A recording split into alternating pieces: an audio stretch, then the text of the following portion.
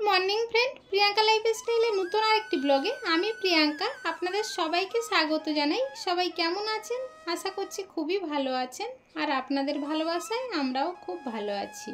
एखन सकाल ओई 7:30 मतो बाजे और एखन थेकेई ब्लगटा शुरू करछि। तबे पुरो ब्लगटा प्लिज स्किप ना करे देखबेन, आशा करछि खूबই भालो लागबे। सकाल सकाल तृष्णा और ओर बाबा दुजने चले गेल रेशने और आमी एदिके बासी काजगुलो सब सेरे निয়েছি, बाकी आछे शुधु रान्ना।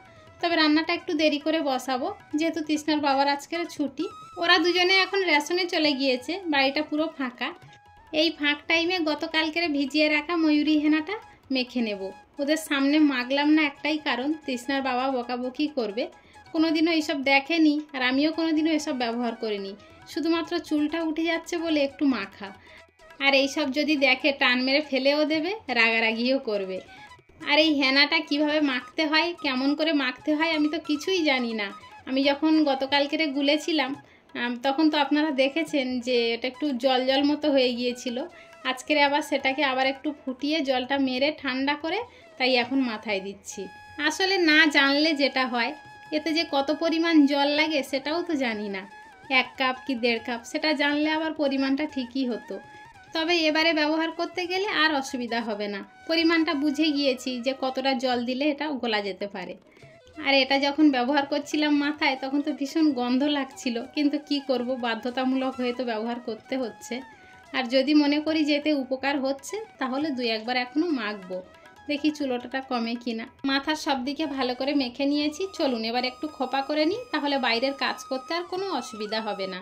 আমি যখন হাত দিয়ে মাখছিলাম ভাবছিলাম হয়তো হাতটা কালো হয়ে যাবে, তারপরে হাতটা যখন গিয়ে ধুইলাম তখন দেখলাম আর হাতে কোনো কস নেই, হাত যেমন সাদা তেমনি সাদা হয়ে গিয়েছিল।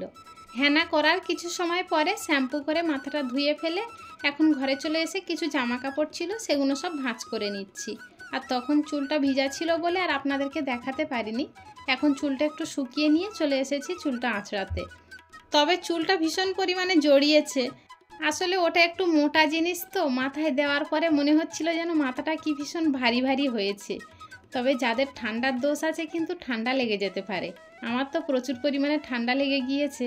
ফ্যান চলছিল বলে চুলটা আমি কোনো মতে ছাড়াতে পারছিলাম না, ফ্যানটা বন্ধ করে দিয়ে তাই চুলটা আস্তে আস্তে ছাড়িয়ে নিচ্ছি। এদিকে আবার কিন্তু ঘেমে আমি সব দিকেই ভিজে যাচ্ছি। আর চুলটা এইভাবে রাখবো না, এবার একটু বেনুনি করে নেব, তাহলে আর চুলটা জড়াবে না। আর শ্যাম্পু করা চুল তো আমার চোখে মুখে উড়ে এসে পড়লে আমার ভীষণ বিরক্তি বোধ হয়। আমি আবার তেল না দিয়ে তো থাকতে পারি না, তেল দিলে আর চুল টুল ওড়ে না, তখন আর অত অস্বস্তি বোধ হয় না। আমি যখন চুলটা আঁচড়াচ্ছিলাম তখন পাশের বাড়ির একটা যা আমার পাশে বসেছিল, তাই ওর সাথে গল্প করতে করতে চুলটা আঁচড়িয়ে বেনুনি করে নিলাম। ও আমার সাথে গল্প করছে, কিন্তু ওকে আমি ভিডিওর মধ্যে নিইনি, ওরা আসতে চায় না তো ভীষণ লজ্জা পায়, সেই জন্য কেন জোর করে নেব বলুন। চলুন, এদিকে আমার চুলটা বাঁধা হয়ে গিয়েছে, এবারে কিছু জিনিসপত্র গুছাতে হবে। তবে আমি কেন গুছাচ্ছি, কোথায় যাব, কবে যাব আমি কিছুই বলবো না, সব কিছু সময়ের সঙ্গে সঙ্গে আপনারা দেখতে পাবেন। আসলে এই কথাটা আপনাদের সঙ্গে শেয়ার করছি না কেন, তার কারণ হলো আমার আশেপাশের কিছু মানুষ এই ভিডিওগুলো দেখে, আবার তারা আমার ভিডিও করা পছন্দও করে না, আমাকে দেখলে চোখ বেঁকানো মুখ বেঁকানো এগুলো করতেই থাকে, আবার আমার অবর্তমানে আমার বাড়িতে ক্ষতি করে। ওই জন্য আমি কিছু জানাতে চাইছি না। তবে আপনারা ঠিক সময় মতো সব কিছু বুঝতে পারবেন, সব কিছু জানতে পারবেন। তবে এই বিষয়টা নিয়ে আপনারা কোনো সংকোচবোধ করবেন না। আমারও ভীষণ খারাপ লাগছে যে আপনারা আমার এত ভালো বন্ধু, তা সত্ত্বেও আমার গোপন কথাগুলো আমি আপনাদের সঙ্গে শেয়ার করতে পারছি না। সত্যি আমি খুবই দুঃখিত, এর জন্য আপনারা আমাকে একটু ক্ষমা করবেন। আপনাদের সঙ্গে গল্পে গল্পে আমি বেশিরভাগ জিনিসগুলোই গুছিয়ে নিয়েছি, তবে যা একটা আধটা বাকি থাকে পরে আবার গুছিয়ে নেব। তৃষ্ণার বাবা আবার সেই রক্তের রিপোর্টটা আনতে গিয়েছে, এই দেখুন বলতে বলতে রক্তের রিপোর্ট নিয়ে চলে এসেছে। তবে তৃষ্ণার বাবা তো খুব খুশি, তার কারণ হলো রক্তের রিপোর্ট নাকি সবই নর্মাল রয়েছে। সেদিন সুগার আর কোলেস্ট্রলটা পরীক্ষা করতে দেওয়া হয়েছিল, গোবিন্দের ইচ্ছায় তো সব কিছুই নর্মাল। তাহলে চলুন আজকের ব্লগটা এখানেই শেষ করছি, দেখা হচ্ছে খুব শীঘ্রই নতুন আরেকটি ব্লগের সাথে।